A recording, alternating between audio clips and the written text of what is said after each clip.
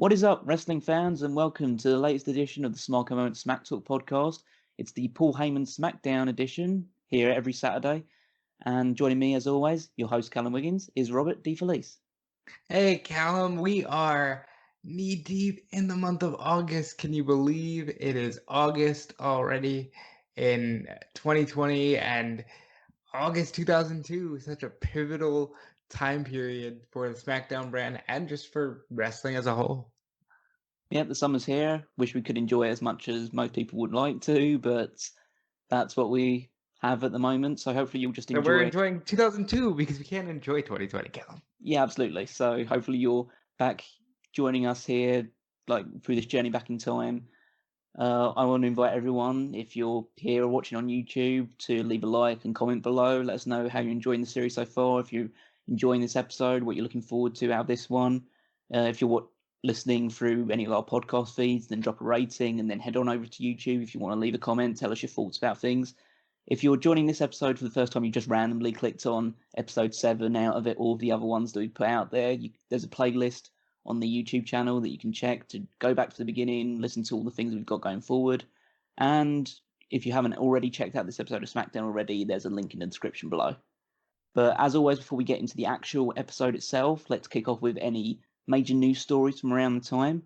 So the biggest news story, from what I could pick up from like the Observer and the other places that I check, is that Steve Austin was arrested for his domestic abuse incident with his wife Deborah.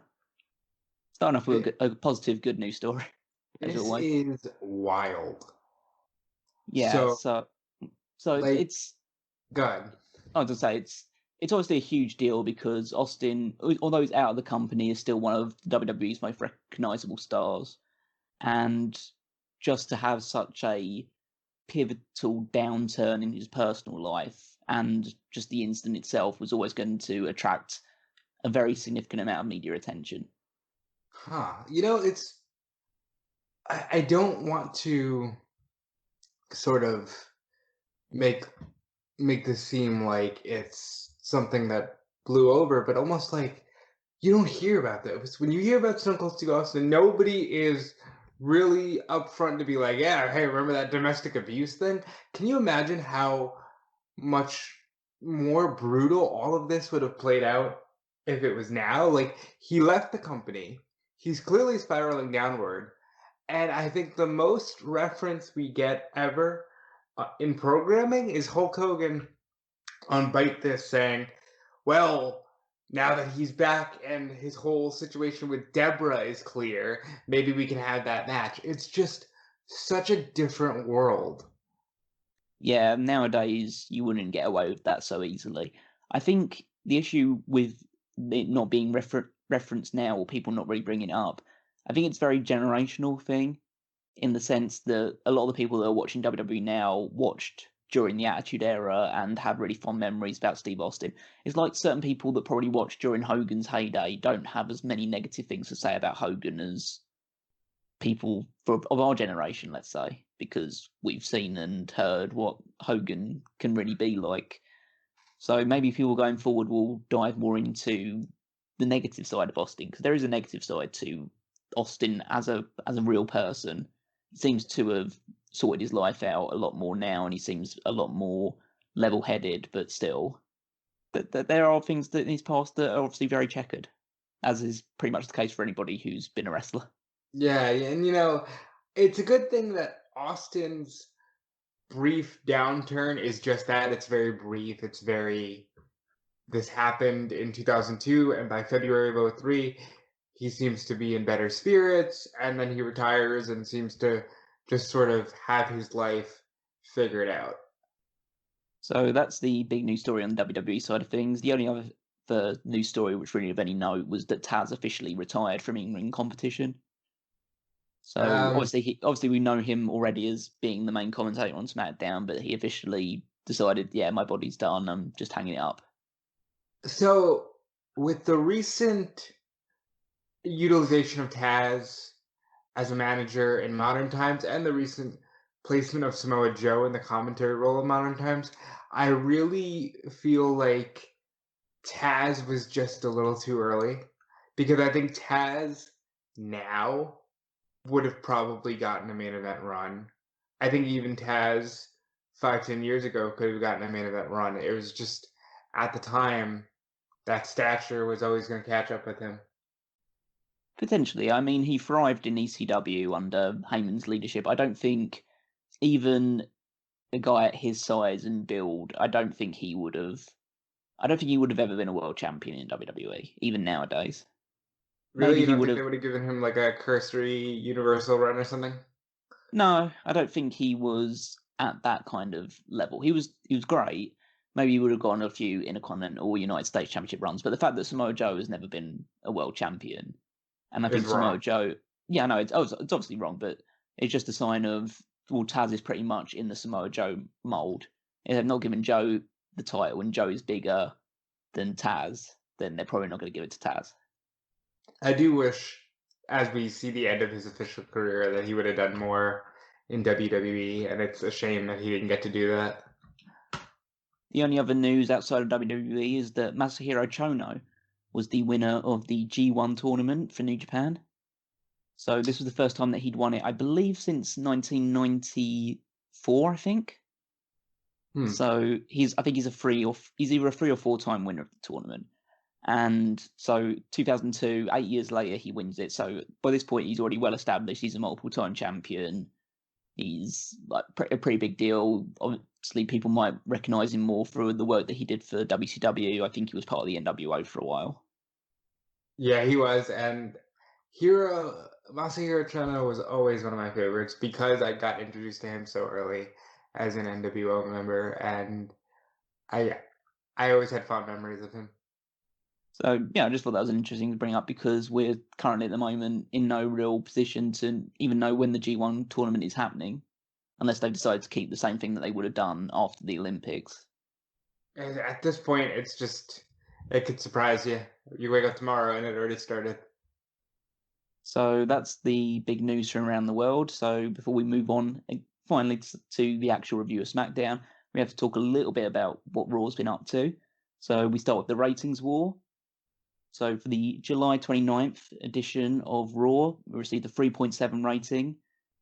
Oh, it's not the July 29th one. We're looking at the wrong dates. God, that's me. Yeah. That's me all over. So we're looking at the 5th of August, which is a 3.7 as well.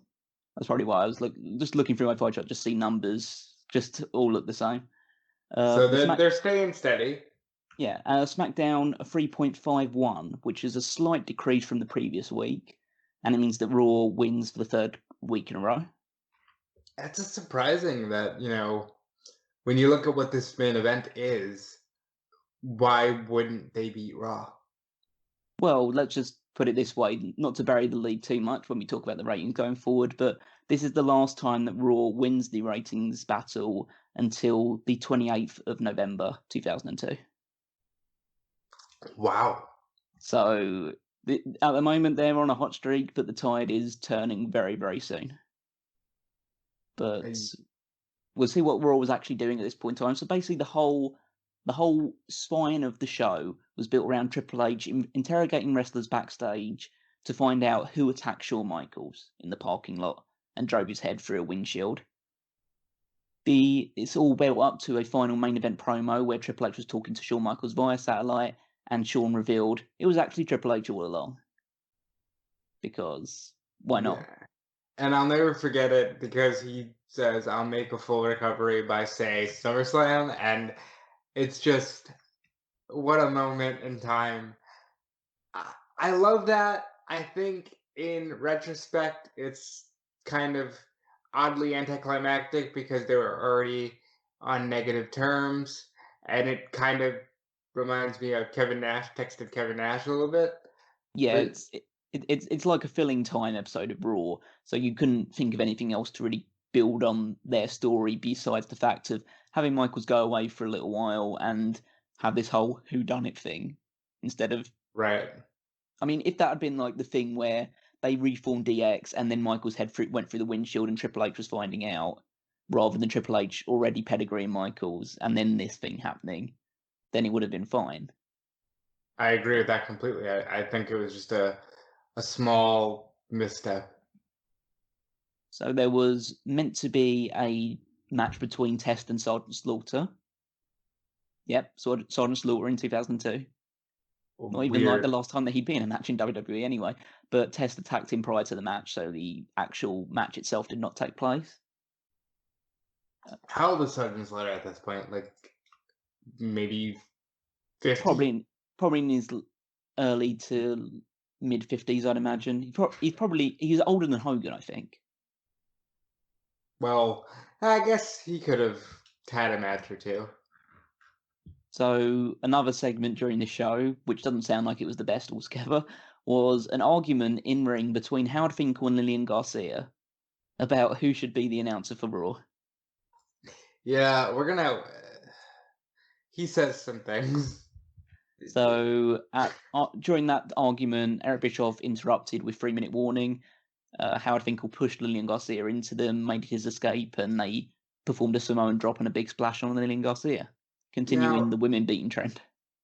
Is it this one, or is it SummerSlam where he says, "You have the puppies, and I have the wiener"? Like, that'll be later. That was at SummerSlam. That'll be when Trish Stratus gets involved in this feud. Like, good lord, Callum, what are we doing? It's 2002. This is what these segments are like. I don't know why they decided to build things around Howard Finkel, turn Howard Finkel heel, and have him feud with Lillian Garcia over the Raw announcing position, but that's what they wanted to do at this point. Because he's got the wiener, Callum.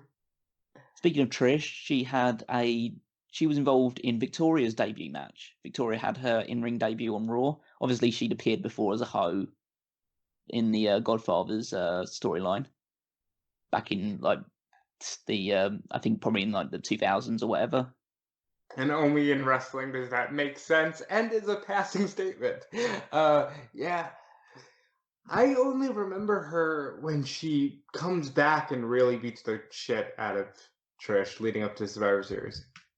Yep, we'll definitely look forward to the Survivor Series when we do the Patreon reviews that we do. But Victoria actually defeated Trish Stratus in her debut due to interference by Molly Holly. But still, Victoria gets a win over Trish Stratus out of the gate, so that's a good start for her. And it says something that they saw a lot of talent in her, that they would just put her over Trish right away. To be fair, the most interesting thing that actually happened on Raw didn't actually happen on Raw, but it was a post-show segment, which was famously, I think it's well remembered. I think they put it on DVDs and stuff like that when they've done like big editions of Raw. It's the Undertaker Spinneroonie segment. Huh. So this is a segment where the main event involved a lot of, it didn't actually involve like a lot of super top names, but it was Booker T, Goldust, The Rock, Triple H, and Vince McMahon all trying to get the Undertaker to perform a Spinneroonie. And in order to do that, they all did Spinneroonies of their own. And Undertaker, being the boss, just never cracked. No, Undertaker just stood there and didn't let them make asses out of themselves and did nothing. And I have so much respect for him for that. The Undertaker decided instead of doing that, he'd just chokeslam Triple H and leave the ring. And Taker actually caught a little bit of, not so much super heat, but some good-natured heat backstage for not doing it. Well, so I just checked, and I think you're a week ahead. That was actually the August 12th edition, but we talked about it here. I guess so, yeah. The main event of that, I do remember, it was Triple H and the Un-Americans against Rock, Taker, Booker T, and Goldust. And it was a good 8-man, but yeah, I think at the end of the day, it's going to be remembered for that segment where the American Badass is too badass to do a Spinneroonie. Oh yeah, I do have the dates mixed up. I don't know why I had it listed on this one, then because I actually have like on the next set of notes, I have the main event, The Rock, Undertaker, Booker T, and Goldust. Oh yeah, that makes sense. But yeah, so at least we've discussed it here. It happens. On that episode of Raw, the actual main event was Van Dam and Jericho, which seems a little tame, but I'm guessing that's because the main event was Triple H. The main event segment was Triple H. Yeah, because it's Triple H. Yeah. But we've spoken about Raw now. We don't really give them any more of a cursory glance because we're here to talk about SmackDown. And that's what we're going to do with the August 8th, 2002 edition of SmackDown. Actually recorded August 4th. It's usually recorded 2 days in advance, but this was recorded slightly earlier to allow the SmackDown superstars to head over to Australia for the Global Warning Tour. That's interesting because clearly this was more of a co-branded thing, because we will see as we cover it on Patreon, it's Raw and SmackDown superstars competing. Well, But it's interesting with the Raw and SmackDown thing is that the superstars who are appearing from Raw were SmackDown superstars before the trade started happening. So it's Triple H, it's Chris Jericho, it's the Un-Americans. So they're people that were on SmackDown and had been advertised to appear at the show because they were SmackDown superstars. that's odd that they're not just like, a card subject to change. Sorry, folks. Well, they did do that with Hulk Hogan, which we'll talk about as we go through this this entire thing, which didn't make a lot of Australian fans happy, but but you have the Un-Americans. But we're going to be talking about this one, which is from the Richmond Coliseum in Richmond, Virginia. So before the opening theme, there's a tribute to Hulk Hogan and his legacy, including all the people that he's defeated for the WWE Championship. Rob, off the top of your head, name the people that Hogan has defeated for the WWE Championship. Okay, he's defeated Macho Man Randy Savage, Iron Sheik, Sergeant Slaughter, Undertaker, and Triple H. And Yokozuna. Yeah, there we go. Yeah. I was going to say you were missing one out there, but you got all of them, so that's good. Good knowledge there. Just ready for ready for any kind of random wrestling trivia. That would be me. Yeah, maybe if we have done a play the game beforehand, or we're doing one going forward, then you'll definitely be prepped for that. The winner of most of those tap out things. Yeah. So Taz does a voiceover about how Brock Lesnar is his most dangerous adversary yet. I do like the fact that Taz was the one chosen to do the voiceover for it, because I've really enjoyed the work that he's been doing with Brian Cage right now.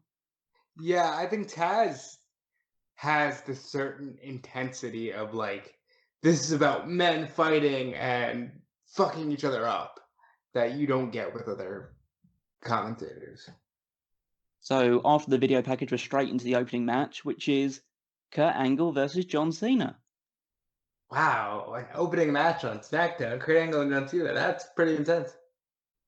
So this isn't as widely known as Cena's debut, but Cena was in a mixture of baby blue and white tights this week. I thought it was quite interesting because last week Cena got beaten up by Billy and Chuck in his match with Rico, and now he's just having a random match with Kurt Angle on the opening match of SmackDown. Because I think they already decided that they wanted to move him away from potential tag team and do more of these singles, kind of like SmackDown 6 territory almost. Yeah, that won't last long. As somebody who's watched a bit further ahead, this is probably the last high point maybe. But Cena actually hit something that resembles a power slam in this match, which is one of the pet peeves that I've had with him in his early start. There's multiple.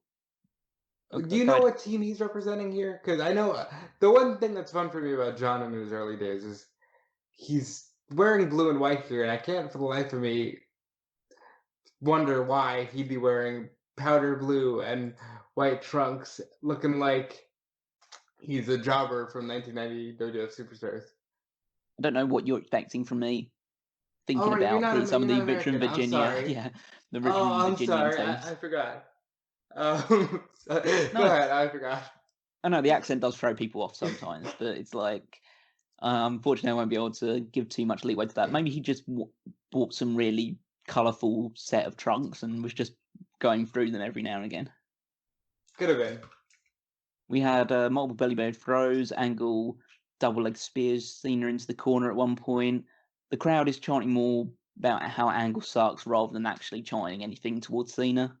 And as we would learn from John Cena in later years, hey, you should be mad that they're only talking about me. So Cena fights out the ankle lock. He sends Angle in for a tilt world slam. He drops Angle off the apron with a drop kick, who hits the steel steps as he falls. As the referee's counting Angle out, Chris Benoit attacks Cena from behind and puts him in the crossface. So it's a DQ in the opener. Cena wins by DQ.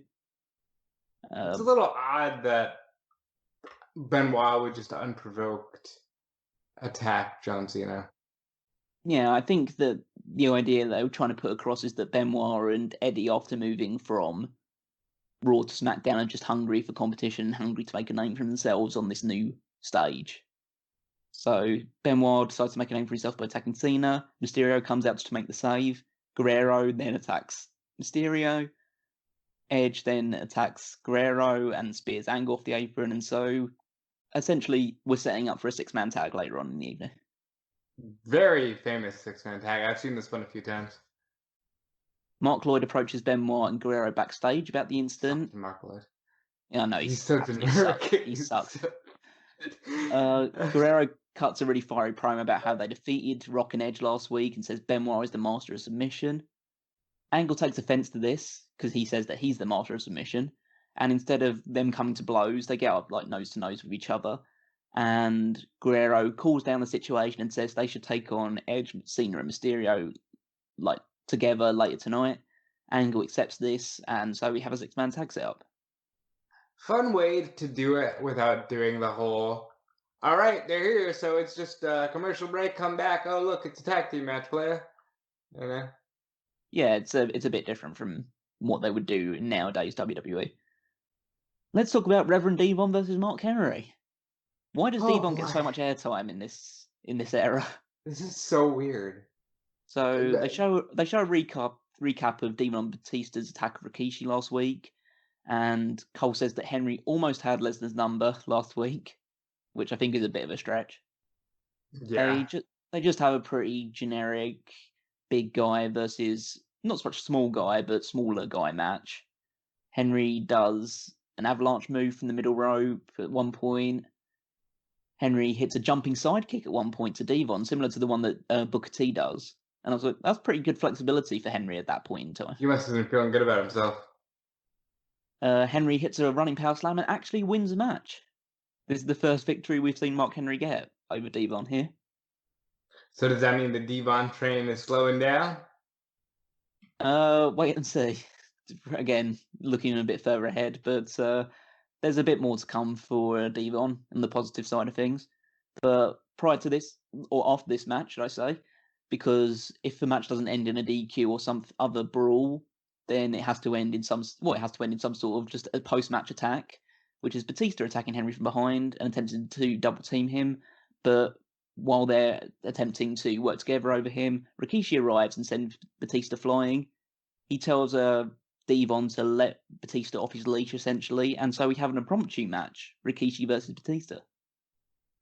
So, Rikishi, that workhorse from the SmackDown brand. This was good. We're starting to get into Batista as Batista, and he's not too far away here from moving to Raw, being paired with Flair, and being off to the races. But clearly they've already stopped the Deacon name, so they know what they're doing with him. Yeah, I think they're definitely more on the right track than they were beforehand. He does a full Nelson slam early on, so they're having this guy throw around like the 300-odd pound Rikishi, so that's a good sign. Rikishi tries to splash in the corner, Batista blocks it with a knee.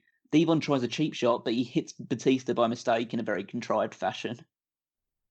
This allows Rikishi to hit the Savate kick and pin Batista. So Batista's first pinfall loss. Yeah, well, if you're going to lose, you lose to a guy who's been on the roster for 10 years at that point. Big veteran. Yeah. So Batista looks pissed off at Devon, and so this match, even though it was nothing special, it furthers along the inevitable breakup between Batista and Rikishi. And thank God for that, because one, the Dudley Boys should never split up, and Batista never needed to be a deacon. So we move on past this to Lesnar telling Heyman that he's going to go to Hogan's locker room to find out if he really wants to fight Lesnar tonight. Heyman is against doing this because he talks about how Hogan is the master manipulator. And Lesnar decides to go anyway because he's young and inexperienced. Lesnar confronts Hogan in his locker room.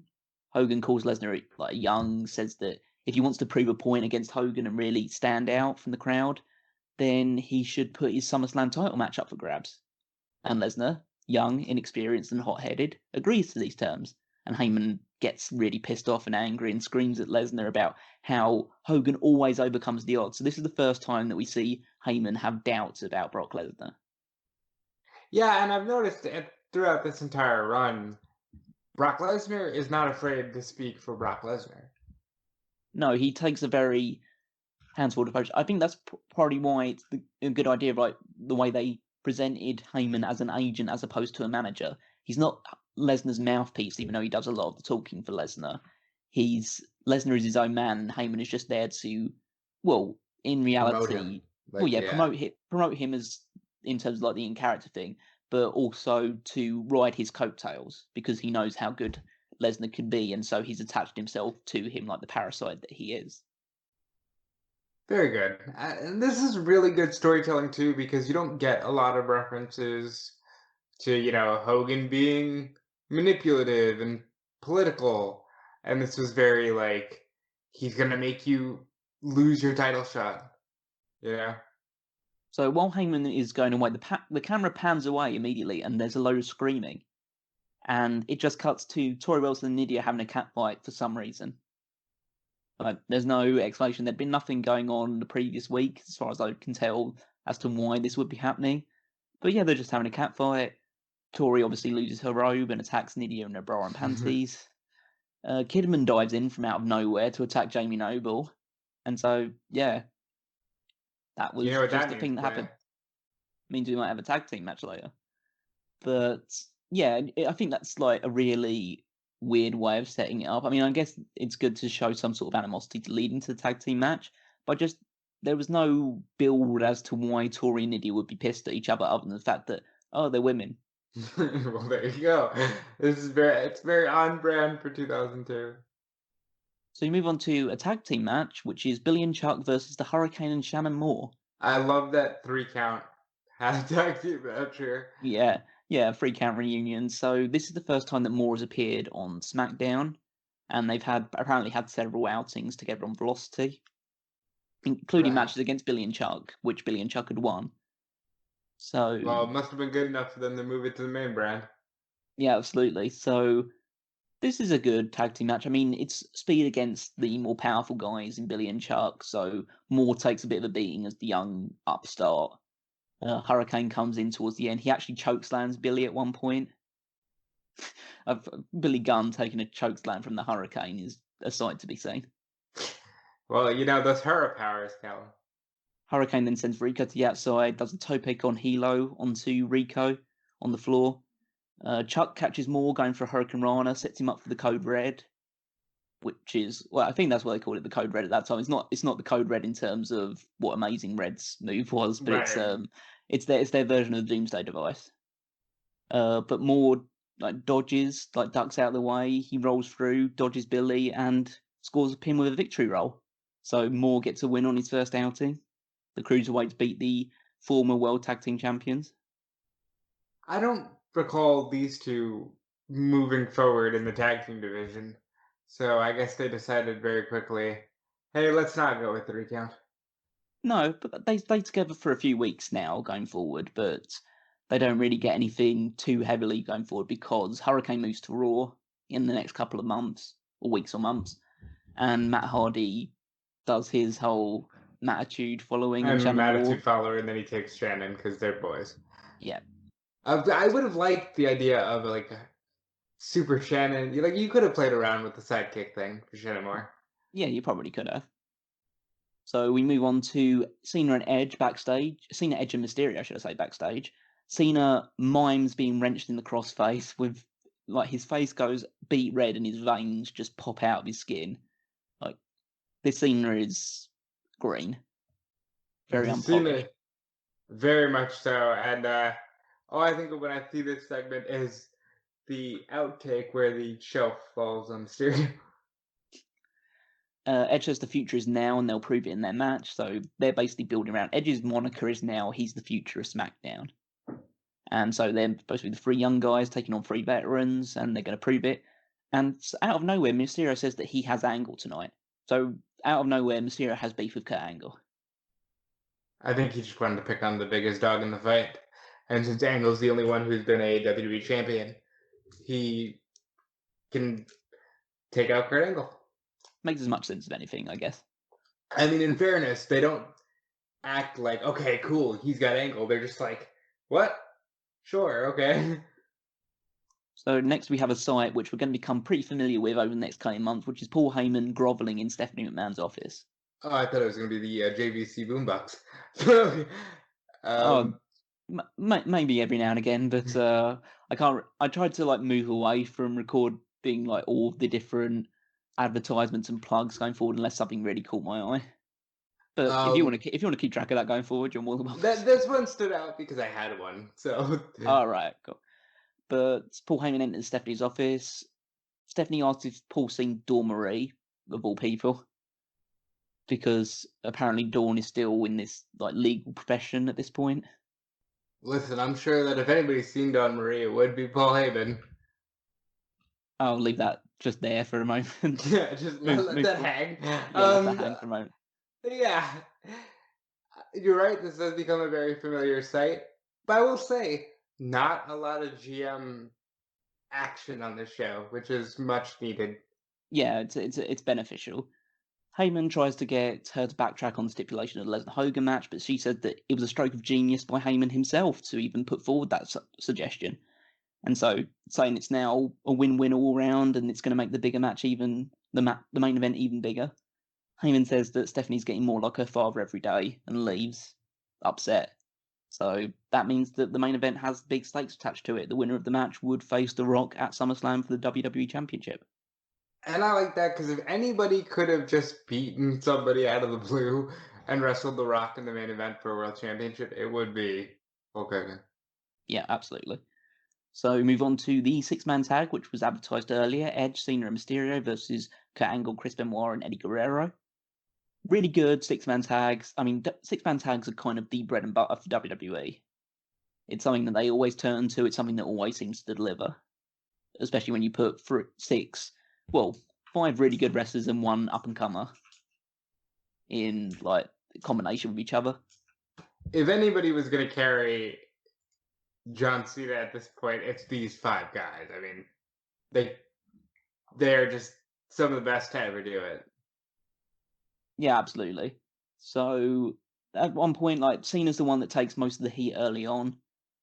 Guerrero is ends up wrestling with like a lot of intensity and like vigor. He's at this point in his career, he's just a really pissed off veteran who just wants to beat the shit out of people. I kind of love that. I like. Yeah, I like this aspect. It's just so different from the lie, cheat, and steal Eddie Guerrero that will come forward in the next like couple of years. And I think people don't recall how short of a time span that was for Guerrero, that lie, cheat, and steal. That, like, I think this era of Eddie gets swept under the rug a lot.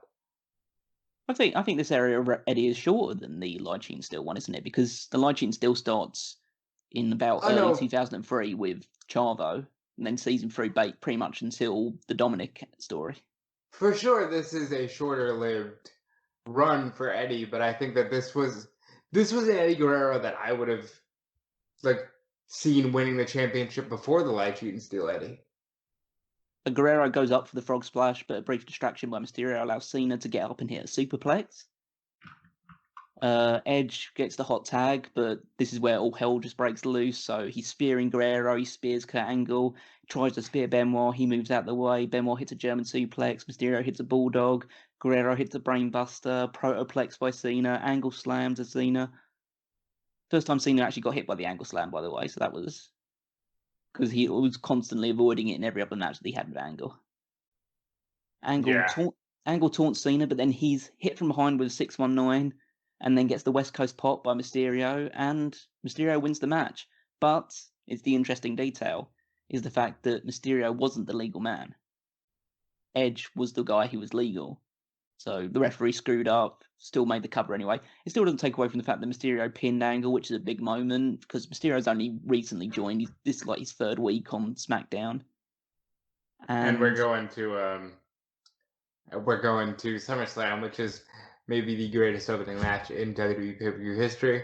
It's very much in the contention for that.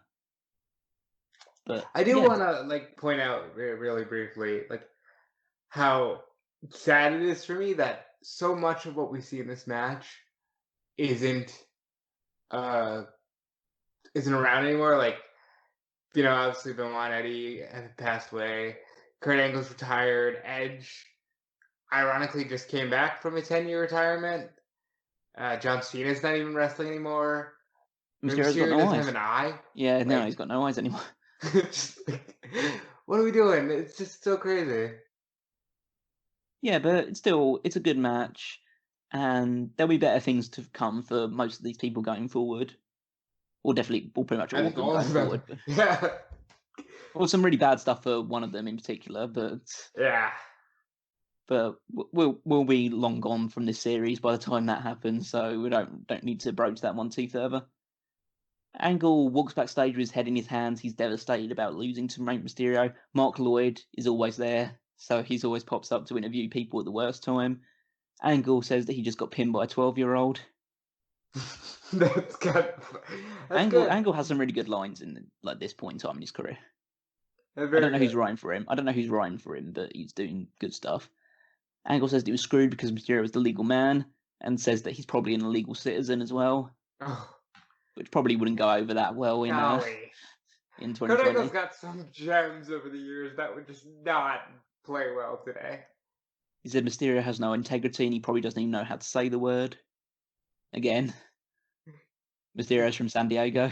Yeah. Angle says that he intends to give Mysterio a broken ankle next time they're in the ring together. So, very good. So setting up for that feud going forward, it gives Angle something to do and puts Mysterio into a high-profile action straight away. Move on. Xenophobic Kurt Angle is a sight to behold. It's better than bestiality Kurt Angle. Yeah, really. Again, Olympic gold medalist has had some gems over the years. Move on to cruiserweight, mixed tag team action, should I say, with cruiserweights involved. As it's Jamie Noble and Nidia against Billy Kidman and Torrie Wilson. So a fake couple against a TV couple that aren't together off screen against a married couple off screen that aren't together on screen.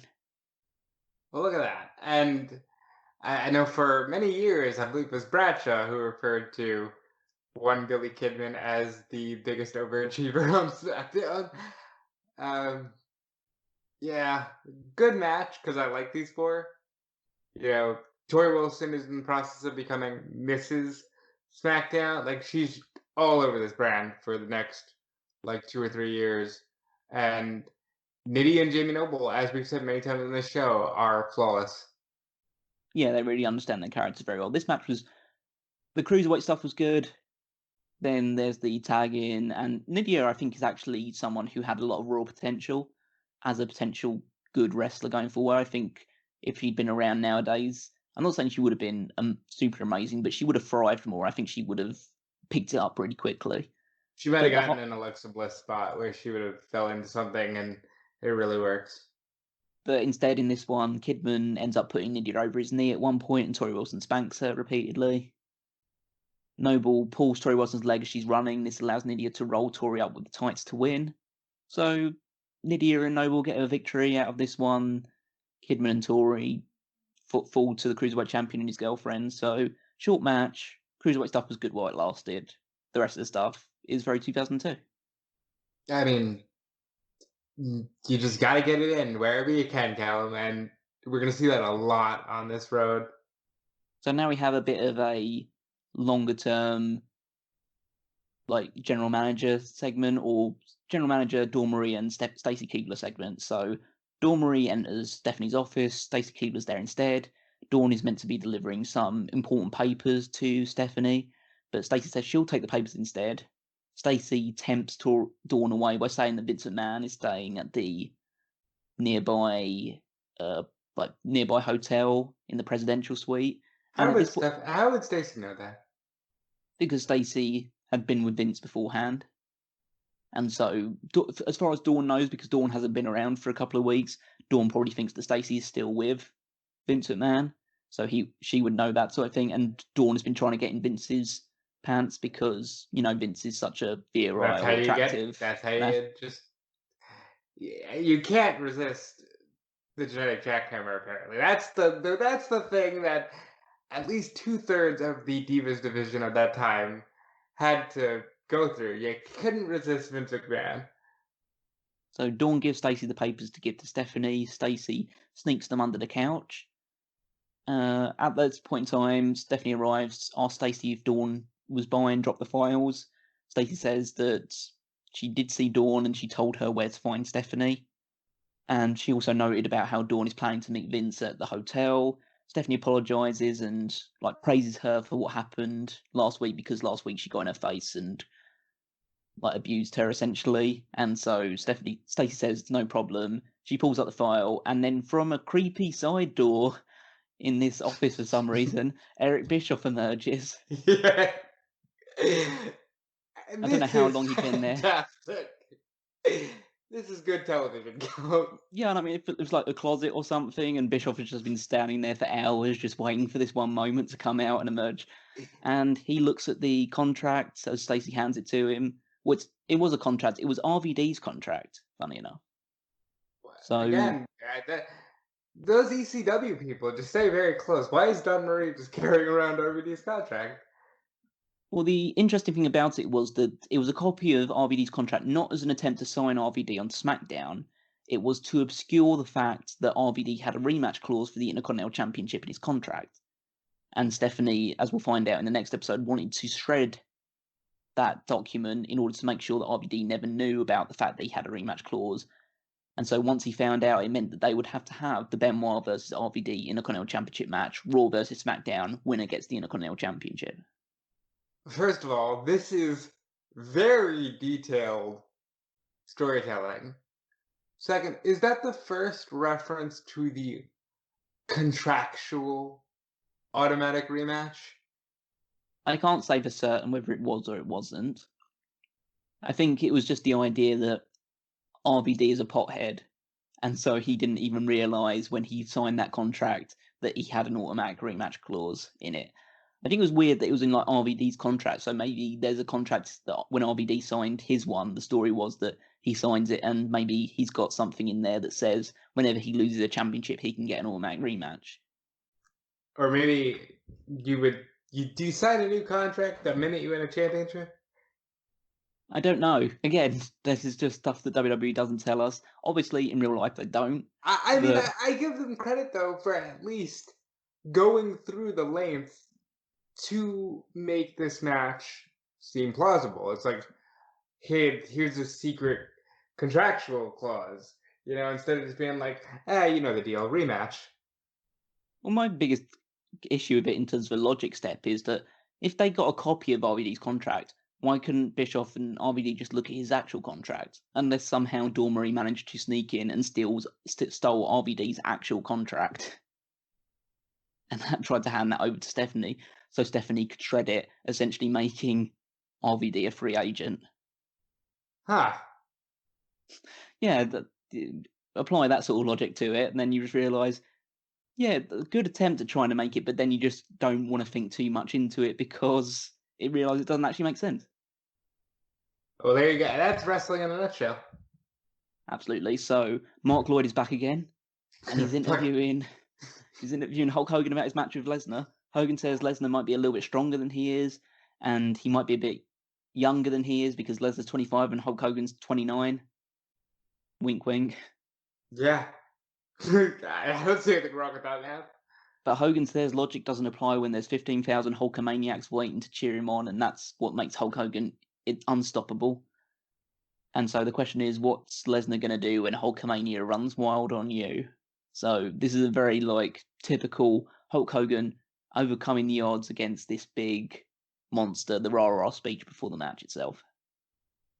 I like what's about to happen here, and I think this whole run, even though it was a lot of throwaway tag team matches, one of the more fun things I've ever seen Hulk Hogan do. So we are moving on to the main event and the curtailing of at least this short run for Hogan, which is Brock Lesnar versus Hulk Hogan. Winner gets to face The Rock at SummerSlam for the Undisputed Championship. So this is the first match that I ever recall seeing. Oh, tell me, do you recall your feelings at that time? That's pretty big, actually. Well, my feelings were that I was excited to go on holiday because I was up at however, God knows what time in the morning. I was probably like 2 or 3 o'clock at this point, wanting to go on holiday, like to do this big cross-country trek to the southwest of the country. But the match itself, I remember being impressed by the size of both these guys. I think Lesnar stood out immediately. Hogan was a bit more of just because he was old and stuff like that. I think it's more just the overarching visual of what would happen at the end of this match, which kind of sticks with me. But I know for certain this was the first match that I just have a vivid picture of me at, it would have been like 9 or 10 years old, just sitting down watching wrestling. Yeah. I don't recall my first memories watching wrestling. I do recall that this was a time period where I was really becoming this is becoming my main interest, and I thought at the time, as I should have, because marketing, nobody can beat Hulk Hogan, not even Brock Lesnar. So the end of this match pretty much sold me on Brock Lesnar. So there's a lot to unpack with this match, even though it's a very standard Hogan against the Giant type match. This would be him against King Kong Bundy. This would be him against Sid Vicious. This would be him against One Man Gang. Anything else? Just him against the big monster of the month. I mean, this time the monster in the month is the guy they want to push down, like push to the new heights going forward. So things are going to be a little bit different. But I first want to credit Heyman's performance in this entire match because Heyman looks absolutely petrified on the outside of the ring pretty much for 90% of this match. Every time that Hogan hulks up or he clotheslines Lesnar out the ring, Heyman's just going absolutely apoplectic. He shouts things into the ring when Lesnar's in control, saying, Hogan is different, you have to finish him, because they're just building up the idea that Hogan is just something about him which makes him pretty much ethereal. And he sells that really well. You can say what you want about Heyman, and many people have, and many people will, but Paul Heyman is so good at getting over a story. And him being the main writer on the show, this had to be a walk in the park for him. So Hogan's performance is very just Hogan, the 10 punches in the corner, the punches, the eye rakes, the getting him up, nails the big boot after hulking up. But essentially Hogan goes to a run, hit the leg drop, Lesnar catches him off the ropes, puts him in an F5 position. Hogan manages to wriggle out, like that very spry 50-something-year-old, getting out of the F5 position. Yeah, absolutely. But still, 29, like, it has to be pretty spry to do that sort of thing. With his like back that doesn't really exist anymore. It's more just like withered down into nothingness. But Hogan escapes, gets another big boot, punches Heyman, hits the leg drop, but only gets 2. So they have Lesnar kick out of the leg drop, which is like a big deal. But if anybody's going to do it, it should be Brock Lesnar and not, Sid. I was going to actually mention something earlier that I got missed out. That Lesnar hit a running powerbomb to Hogan earlier in the match. Just like, that must suck for a guy whose back has had multiple surgeries, even at this point. Yeah, and that had to be something that he hasn't gone through for years at this point. I don't know if he was taking bumps like that anymore, So Hogan tries another leg drop. Heyman grabs the leg to prevent him from doing it. This allows Lesnar to plant him with an F5, but instead of going for the cover, he applies a side bear hug to Hogan. And Hogan is just being like rubbed around like a rag doll. He starts bleeding from the mouth. They say that it's like internal bleeding. Obviously, he probably just either did the old trick of opening up a stitch in his mouth or whatever, or like bursting a blood pack in his mouth or whatever. I think at this point they were using the blood packs for them very regularly. Yeah, it would have made sense to do that. So at this point, the referee does the arms going down thing, and as we've seen, like there's been a lot of segments recently where they have done the arm for the going down 3 times thing, and everyone always gets it up at 2. But this time Hogan's goes down for the 3rd one, and he's declared like that he's passed out, and Lesnar wins the match. And this was so good. Just an amateur wrestler who's got freak of nature strength, beating Hulk Hogan with a bear hug because he's got freak of nature strength. Like, it makes sense. It doesn't hurt Hogan in any way because it's not like he lost like an F5 or he lost to a very real thing, and I love it. So as Lesnar and Heyman walk away, Lesnar turns around, sees that Hogan is struggling to get back to his feet. So Heyman tells him, like, that's enough. It's kind of like the nowadays thing with Heyman, is that he doesn't want Lesnar to go too far, even though he knows what an animal he can be. But Lesnar gets away, grabs a steel chair, nails him with the chair to the head, so he starts bleeding from the head as well as, like, from the mouth.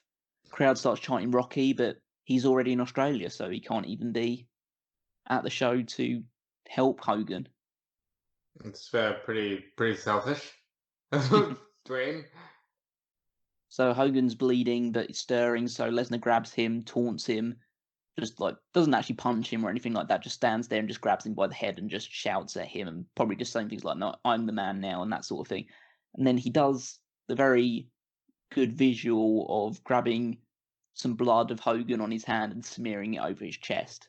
Like Love Hunter. That visual. What It's a moment. That moment sells me at 8 years old on Brock Lesnar. Absolutely. So it's like a hunter that's just leaving a mark of his prey on himself, just to say that he's always now carrying Hogan with him. So the match itself was just your typical Hogan affair. Nothing super special, but it's a career-defining moment for Brock Lesnar. It's almost as big as the King of the Ring victory it was, maybe even bigger. At this point, we've got Brock Lesnar, King of the Ring, and Brock Lesnar, who's defeated Hulk Hogan, and I don't think I'm really spoiling anything major here when I say Brock Lesnar is about to beat The Rock at SummerSlam. And had they ever pushed anybody to the moon like this before or since? It's hard to say that they've really strapped the rocket to a guy quite as much. I mean, I'm trying to think of anybody that potentially could be on that level. You could argue that they'd say somebody like a Bobby Lashley early in his run before he got cut back a little bit. You could say Rusev for a little while, but they all just ran into a brick wall pretty early on. And the only thing I can think of, and it's a different vibe because it's a collective, would be the Shield, and that's 10 years later. So Brock Lesnar and his push is just astronomical. Absolutely. And they knew what they had with this guy, and they thought that he'd be the next big star, and they're pushing him like that. They're not 50-50ing him. I think that prior to this, there had been a little bit of issue with Lesnar in terms of him struggling to beat mid-carders in some things, or having Heyman always cheat to win. But now they've really said, okay, this is our guy. Let's treat him correctly.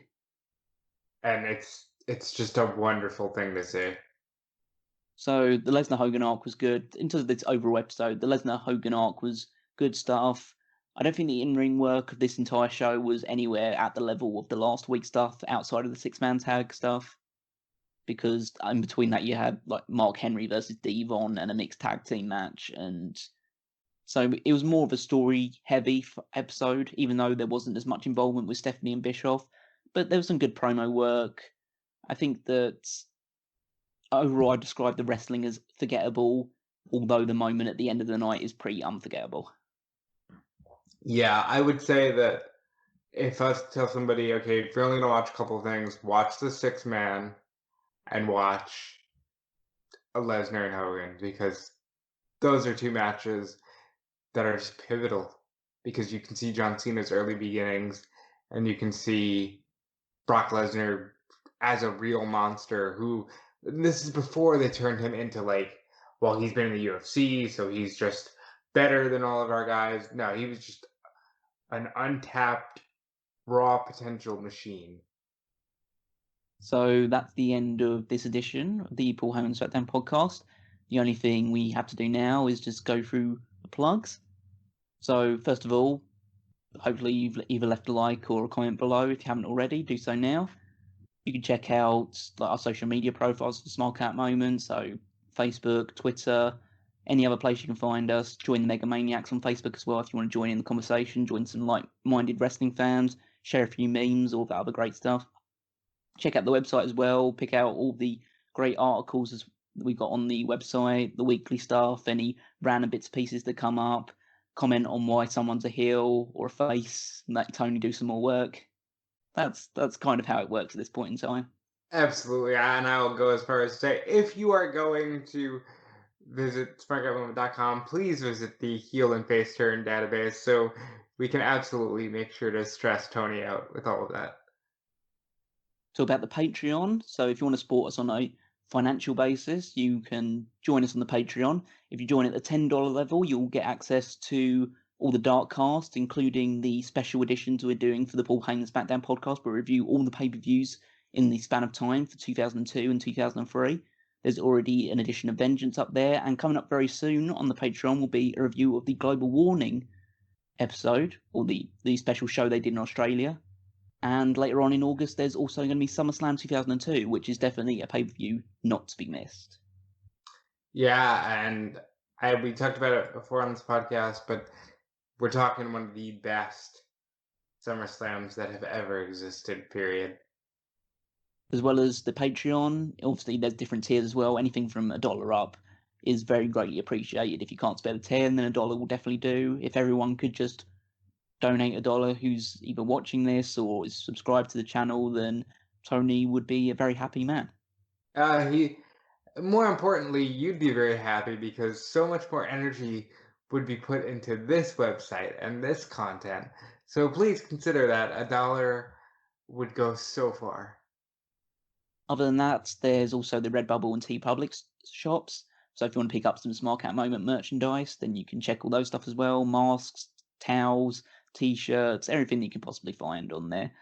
Just everything, just slap a Smark Out Moment logo on it and you're good to go. But there's also Fanboys Anonymous stuff, which is Tony's geek culture website. There's also Redbubble's, TeePublic's, Patreons for that as well. So if you want to support him financially on that side of things as well, so we can do some more geek culture content, then do that as well. But that's all the plugs that we have for the main channel. Rob, do you want to throw out your own ones? Yeah, you can check me out on Fightful.com and WrestleZone.com, still doing the wrestling news. You can follow me on Twitter and Instagram at DeFelice, and make sure to wear a mask. Yeah, absolutely do that. You can follow me on Twitter at Weekmeister14, and I think that's everything we've got wrapped up. So thanks for joining us for this episode 7 of the Paul Heyman SmackDown podcast. We'll be back next week with episode 8. I realised I didn't do like a little preview for next week, but next week the big storyline for that would be the main event, which is The Rock versus Chris Benoit, the Undisputed Champion versus Intercontinental Champion. So hopefully that's wet your whistle a little bit, and you'll be joining us for that edition. So join us there. But for now, thanks for listening to this one. And this has been another Smark Out Moment, and we are being counted out.